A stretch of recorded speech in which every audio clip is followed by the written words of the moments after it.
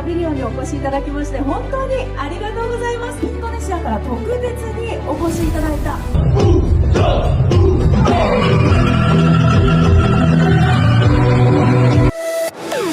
Pernah gak sih kalian sadar? Setiap kali ada budaya Indonesia yang diklaim negara lain, internet langsung panas. Marah, emosi, ribut di mana-mana. Tapi kalau dipikir-pikir lagi, kenapa yang diperebutkan selalu budaya Indonesia? Kenapa bukan budaya negara lain? Mungkin ini bukan pertanda budaya kita lemah, justru sebaliknya. Mungkin budaya Indonesia yang terlalu kuat, terlalu besar pengaruhnya, sampai banyak orang ingin ikut memilikinya. Dan anehnya, setiap budaya Indonesia diklaim, dunia malah semakin tahu asal aslinya. Inilah budaya Indonesia yang pernah diklaim negara lain, tapi akhirnya gagal total. Yo gengs, balik lagi bareng gue Wong Klebus di channel Zona on 7.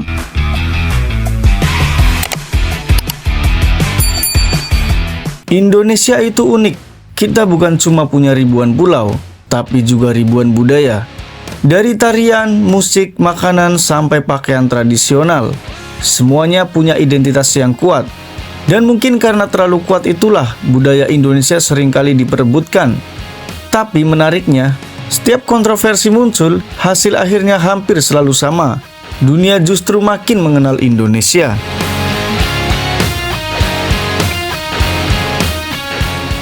Kalau bicara budaya Indonesia yang paling sering disebut saat isu klaim budaya, nama ini pasti muncul paling awal.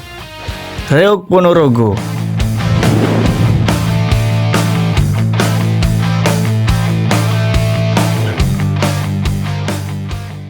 Seni pertunjukan khas Jawa Timur dengan topeng singa raksasa yang beratnya bisa puluhan kilogram. Bahkan banyak orang luar negeri sampai nggak percaya. Bagaimana mungkin manusia bisa mengangkat topeng sebesar itu hanya dengan gigi? Dan sekitar tahun 2007, budaya ini sempat ramai karena muncul di luar negeri dengan nama yang berbeda. Internet Indonesia langsung meledak. Tapi justru dari situlah banyak orang internasional mulai mencari tahu. Sebenarnya reog itu asalnya dari mana? Dan jawabannya jelas, Ponorogo, Indonesia. Kalau orang mencari reog di internet, nama Indonesia langsung muncul paling depan. Jadi kalau dipikir-pikir, kontroversi itu malah membuat reog semakin terkenal. Welcome back to a wonderful Indonesia.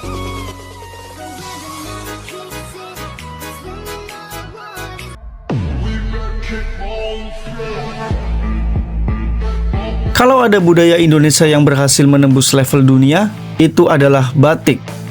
Dulu, batik cuma dianggap kain tradisional biasa.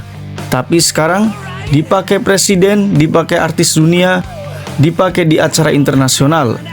Dan karena begitu terkenalnya, sempat muncul perdebatan tentang siapa pemilik budaya ini. Tapi Indonesia melakukan sesuatu yang cerdas. Bukan cuma marah di internet, Indonesia membawa batik ke level dunia. Dan akhirnya, UNESCO resmi mengakui batik sebagai warisan budaya Indonesia. Sejak saat itu permainannya selesai. Justru sekarang dunia tahu batik bukan sekedar motif kain. Batik adalah identitas Indonesia.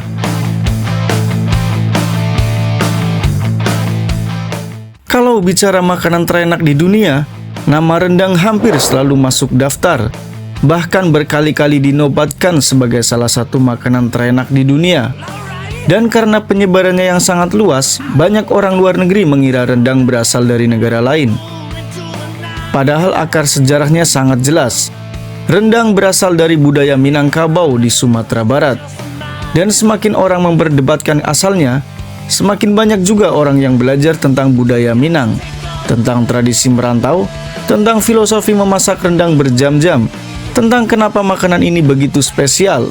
Lagi-lagi Indonesia tidak hilang, justru makin dikenal.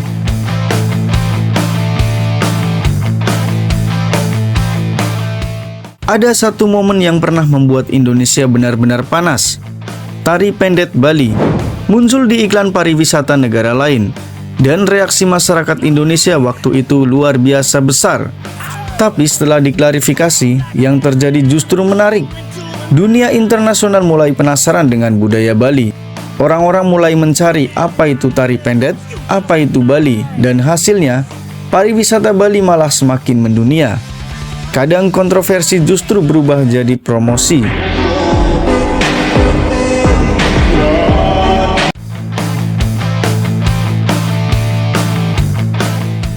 Kemudian ada angklung, alat musik sederhana dari bambu, tapi suaranya dikenal dunia. Angklung adalah bukti bahwa budaya Indonesia nggak perlu mewah untuk jadi hebat. Dan ketika budaya ini mulai dikenal internasional, Indonesia bergerak cepat. Hasilnya luar biasa. UNESCO resmi mengakui angklung sebagai warisan budaya Indonesia. Hari ini, angklung dimainkan di banyak negara, tapi identitasnya tetap satu, Indonesia.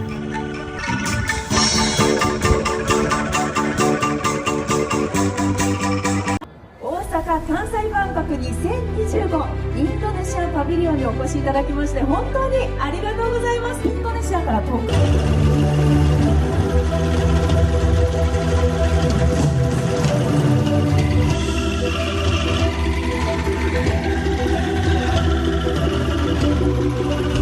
Pernah nggak kalian mikir, kenapa budaya Indonesia yang sering diperebutkan? Jawabannya mungkin sederhana, karena budaya Indonesia terlalu kaya.